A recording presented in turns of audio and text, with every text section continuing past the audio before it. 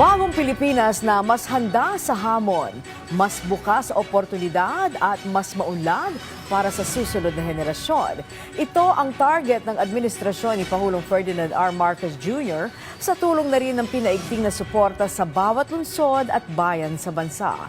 Kung paano yan maisa sa katuparan, alamin natin sa sentro ng balita ni Clazel Pardilla Live.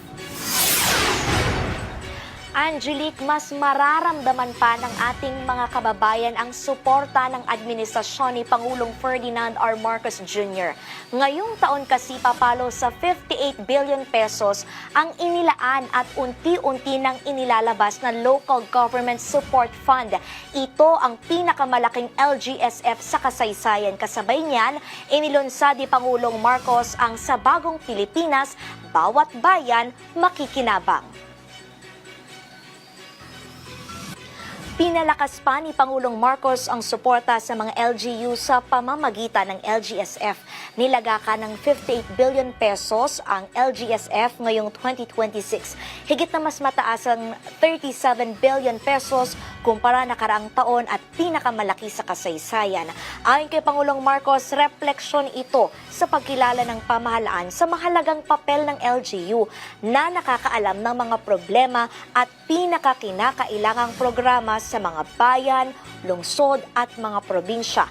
Popondohan ng LGSF ang iba't ibang proyekto na magpapaunlad sa mga komunidad. Kabilang nga dyan ang financial assistance to LGUs. Target naman itong makapagbigay ng libreng bigas sa mga low-income families o pinakamahirap na pamilyang Pilipino. Upang matiyak na ang bawat sentimo ng pondo ay malinaw ang direksyon, nagtakda tayo ng mga prioridad na programa na magpapalakas ng ating mga sektor.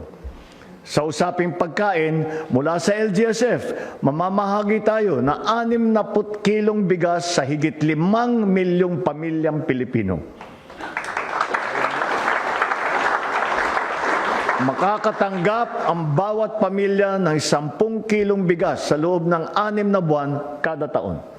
Sa tulong na ito, may ihahin na sa hapag ang bawat pamilyang Pilipino. Mas magiging maayos ang nutrition ng ating mga kabataan at kahit papano'y gagaan ang gastusin sa araw-araw. Isa sa katuparan din ito ang pagtatayo ng mga infrastrukturang kinakailangan ng mga lokal na pamahalaan, tulad ng paggawa ng mga kalsada, ospital, pagbibigay ng malinis na tubig, kuryente at mga multi-purpose hall na maaring gamitin sa panahon ng kalamidad. Sa ilalim ng LGSF, lahat ng mga LGU ay may makukuhang pondo mula sa national government. Sabi ni Pangulong Marcos, sa ganitong paraan, masisiguro na lahat ay mabebenepisyohan at may iwasan ang nakakapagtakang pagkawala ng mga request ng ilang LGU. Hindi maikaila na minsan mahirap at mabagal ang proseso, kung minsan pa nawawala yung request, lalo na sa mga maliliit at malalayong mga LGU. Nakakagulat, nawawala yung request. Bakit kaya yun? Kaya inutos ko at natutukan ang mga problemang ito. Para sa Pasig City LGU, mahalaga ang bagong sistemang inilatag sa paglalabas ng LGSF. Ang maganda dito, talagang nakalaan na yung pondo per LGU, ano? Tapos lahat meron. So, minus sa politika, di ka na magmamakaawa, di ka na makikiusap, hindi, nakalaan na talaga yung pondo. Tapos ini-empower yung LGU para kung ano yung kailangan ng LGU. Target ni Pasig City Mayor Vico Soto na makapagpatayo ng mga green at blue spaces. Hindi lang sa Pasig, kundi siguro Metro Manila, being a highly urbanized area, talagang medyo masikip, di ba? To say the least. Medyo masikip, hindi na-develop masyado yung mga open spaces, recreational areas. So ngayon, naghahabol tayo. Nagpasalamat naman ang provincial government ng Zamboanga del Sur sa administrasyon ni Pangulong Marcos.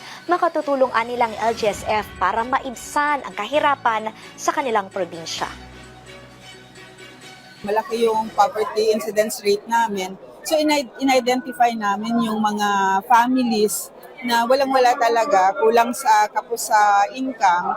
So malaking bagay na every other month makatanggap sila ng 10 kilos na libre na bigas. So with the allocation na isipin mo malayo na kami sa national government, parang iniisip ng Mindanao ba, iniisip namin madinig pa kaya yung mga pangangailangan natin. Malaking bagay na ganun yung allocation kasi mapupunta talaga kahit dun sa pinakamalayo na barangay.